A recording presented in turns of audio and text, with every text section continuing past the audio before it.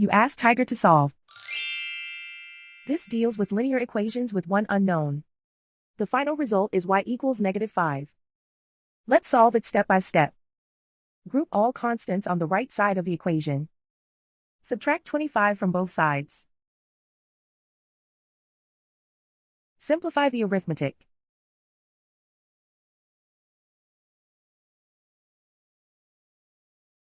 Isolate the y. Divide both sides by 12.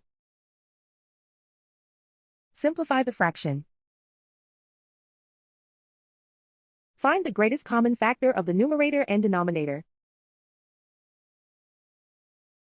Factor out and cancel the greatest common factor. And so the final result is y equals -5.